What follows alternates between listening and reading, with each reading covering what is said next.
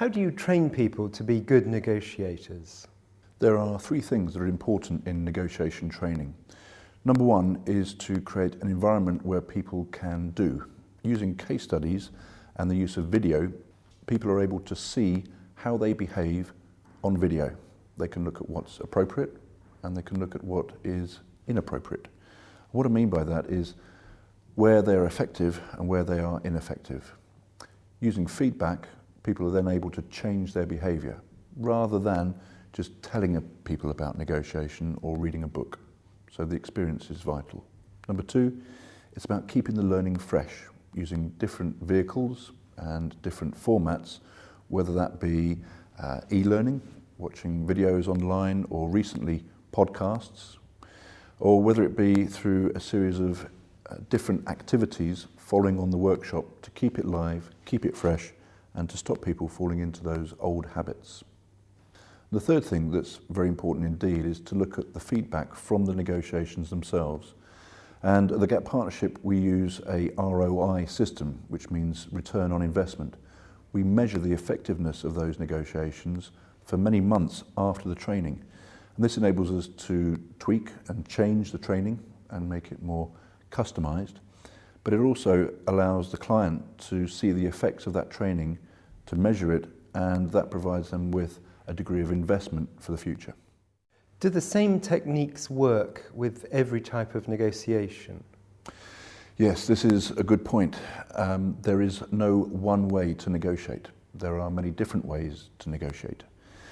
The common misnomer is that people find one way of negotiating and they don't change.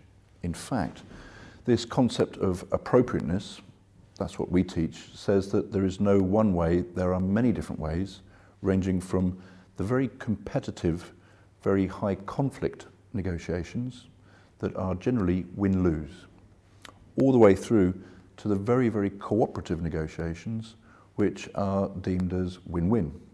And there's no right or wrong, or there's no good or bad, it's just what's appropriate to the circumstances that you either find yourself in as a negotiator, or better still, the circumstances that you put yourself in if you're really in charge of that negotiation and if you're really well prepared. What makes a really good negotiator?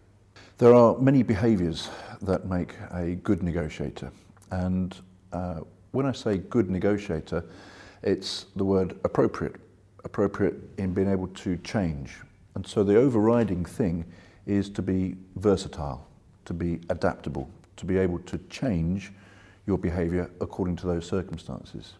And the behaviours that are appropriate are everything from being able to manage conflict, be able to manage the pressure in a face-to-face negotiation, right the way through to being able to plan effectively, to be analytical, but at the other end of the spectrum, to also be open-minded and creative. In other words, to come up with ideas on how to repackage the negotiation and to have the self-discipline in being able to communicate that with the right use of language.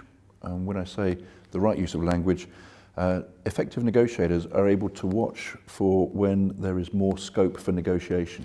What I mean by that is the ability to be able to look out and listen for what we call soft exposing giveaways.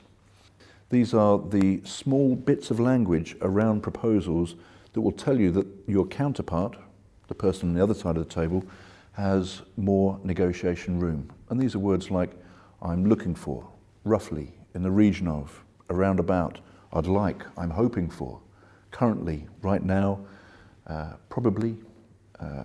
These are words that negotiators spot to help them understand just how movable the other side is. And so language itself is very important, and the control of that language, but also the ability to listen. Because the more information you have, the more powerful you become, because information is power.